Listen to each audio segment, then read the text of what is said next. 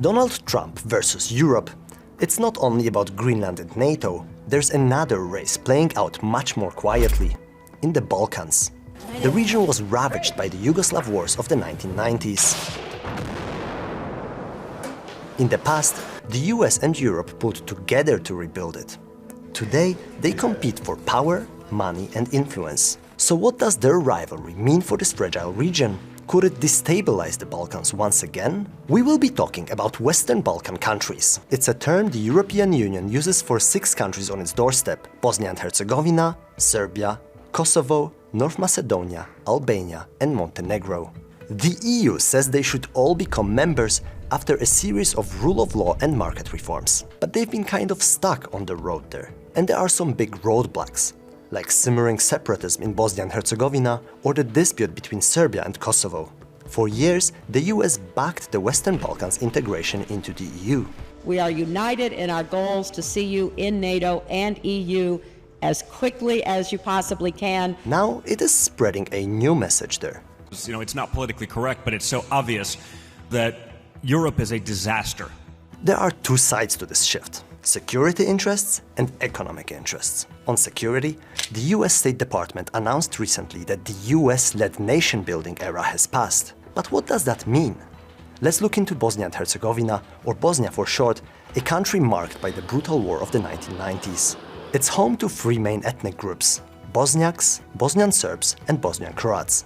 To end their conflicts, a power-sharing system was created in 1995 under US leadership. It's often described as the most complicated political system in the world. Now, the US and Europe are at odds over the most powerful position in that system: the High Representative for Bosnia and Herzegovina. It's a unique role.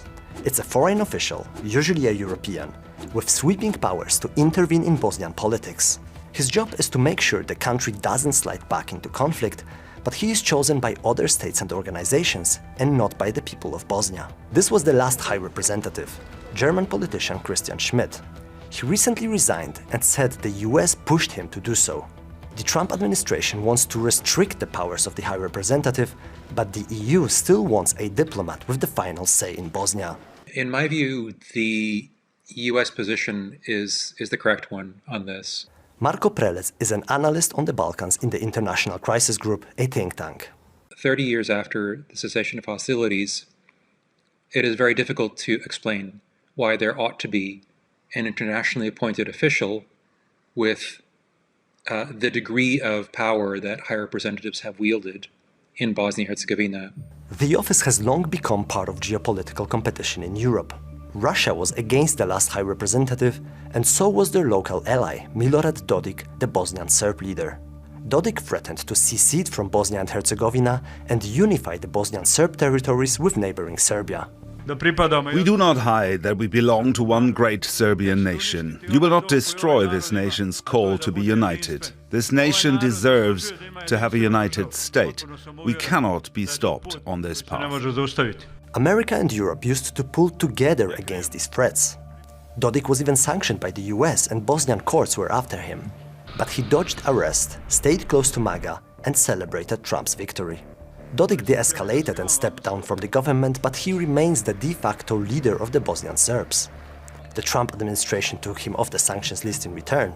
The US says it wants to engage all local actors for more stability. But in the EU, there is a worry that this could embolden Dodik to try to change borders.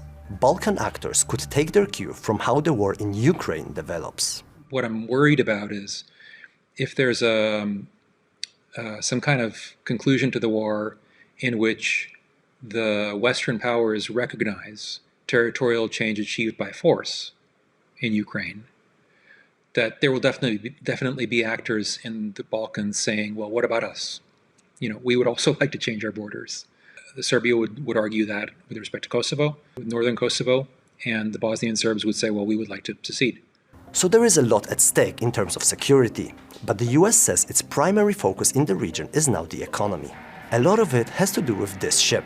It's a floating LNG terminal by a Croatian island. From here, the US wants to export gas to Western Balkan states, which have mostly been supplied by Russia until now. They have a bold pitch. It's the Trump peace pipelines, plural. There's And what that means is President Trump loves energy, sort of peace through commerce.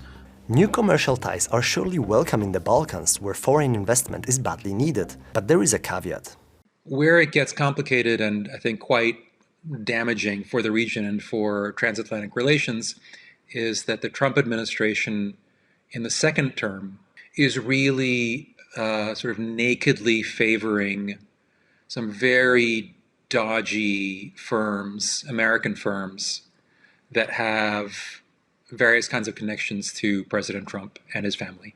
This just seems to be, a kind of corruption. Check out this investment in Bosnia. The blue lines are existing gas pipelines, and the red line is a planned one called the Southern Interconnector.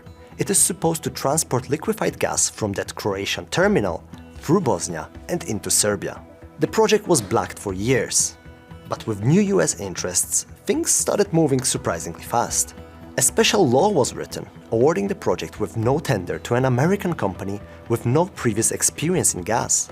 It's headed by Trump's former lawyer and the brother of his former advisor. We are found in an absurd reality, I have to say. The US used to be the main promoter across the region of democratic values. Ivana Korajlic leads Transparency International's work in Bosnia and Herzegovina. We don't see anymore any kind of even pretense of respecting rule of law, respecting local institutions. It's particularly offensive to a European Union that builds a lot of its identity on, sort of clean accounting practices, the rule of law, fair trade, equal playing field. The EU has long worked to integrate Western Balkan countries into its own energy market, even though they are not yet members of the bloc. It has also warned Bosnia that it stands to lose support if it fails to observe common market rules. There is extra scrutiny on other US energy deals in the region too, in North Macedonia, Albania and Serbia. In Serbia, a tender for a new hydropower plant stated that only US firms need apply. So you can imagine Europe wasn't happy. Europe still dwarfs America in Western Balkans investment. Over half comes from the EU and less than 3% from the US. So what is the bloc doing to limit the influence of people in Trump's orbit? Unfortunately, we do not see a strong enough response from the EU when it comes to this. It needs to be much quicker, the response. The EU doesn't do big projects for whatever reason in the Western Balkans. There's not like one big thing that they could point to. When the US says that we're going to come with this $2 billion investment, that's another one big thing that everyone hears about. The biggest carrot the EU has to influence Western Balkans is the prospect of joining the bloc in exchange for reforms. But the credibility of this promise is fading. People in the Western Balkans have been hearing about European integration for, a generation now. Nobody's been admitted in 13 years since Croatia in 2013. You've got to try to convince people again that this is going to happen. The EU could do it soon, as Montenegro is finishing accession talks and wants to join in 2028. France and Germany are now also calling for a more flexible approach to keep the countries motivated and EU influence secure. The idea is to give candidate countries early access to EU programs and markets before full membership. Proposals like this are floated every few years, but bigger crises keep taking most of the attention in Brussels. Now it's the US's growing influence that might force the EU to make a real move on the Balkans. So in a way, more interest and investment could become a good thing for the Western Balkans. But some in the region worry that a US-EU clash could fuel instability, especially if Washington stops prioritizing democracy and focuses on short-term deals. The citizens will be those that will lose the most. Foreign governments change, they come and go, their approach differs and changes over time. But whatever the consequences of this is left for the citizens here to face and to suffer. 30 years after the wars, the split between America and Europe looks set to sow more divisions in the Western Balkans.